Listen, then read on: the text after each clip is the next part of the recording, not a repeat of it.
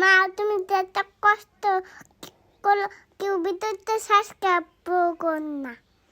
আসসালামু আলাইকুম। কাছে বা দূরে যে যেখানে আছো, আশা করি সবাই ভালো আছো। আমার মেয়ে বলে তুমি যে এত কষ্ট করে এত মজার মজার রান্না করে খাও, তারপরে ভিডিওতে কেউ লাইক সাবস্ক্রাইব করে না।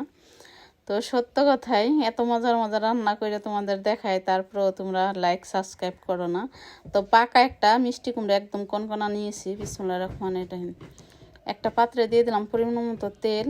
রুই মাছটা আমি নুন দিয়ে ভালোভাবে খেসে খুসে ধুয়ে নুন হলুদ দিয়ে মাখিয়ে রেখেছি। তেলটা গরম হয়ে গেছে, তেলের ভিতরে দিয়ে দিচ্ছি। আর মিষ্টি কুমড়া আর 2টা আলু একদম ফালা ফালা করে কেটে আমি ধুয়ে পরিষ্কার করে নিয়েছি। মাছটা আমি উল্টিয়ে পাল্টিয়ে ভেজে তুলে নিচ্ছি। মাছটা আমার ভাজা হয়ে গেছে, দেখতেই পারতেছো। মাছগুলো আমি তুলে নিচ্ছি।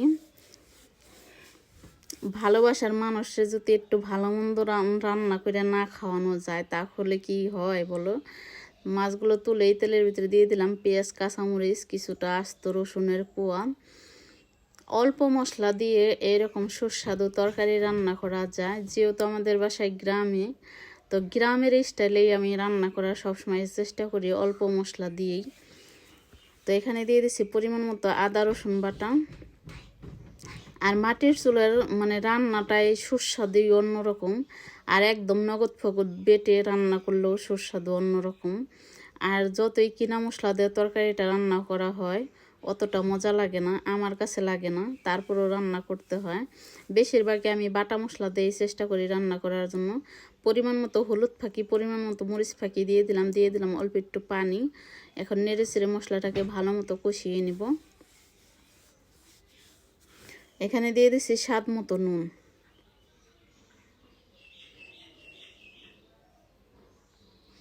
মশলাটা আমার কষানো হয়ে গেছে। এই যে দেখো কেমন পাকা, একদম লাল টকটকা মিষ্টি কুমড়াটা ছিল।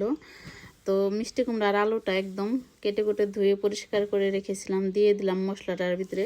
এখন নেড়ে চেড়ে মশলার সাথে আর কুমড়োর সাথে ভালো মতো কষিয়ে নিব। যত বেশি কষাবে অত বেশি সুস্বাদু হবে। তো কষিয়ে নিয়েছি, এখানে দিয়ে দিচ্ছি পরিমাণ মতো পানি।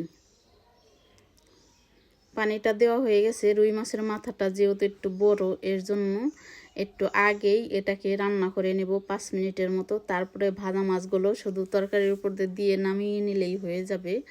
তো 5 মিনিট পর ঢাকনাটা খুলে নিচ্ছি। রান্না কিন্তু প্রায় হয়ে গেছে। এখন ভাজা মাছগুলো দেওয়ার পালা। ভাজা মাছগুলো আমি এক এক করে ছড়িয়ে ছিটিয়ে দিয়ে দিচ্ছি।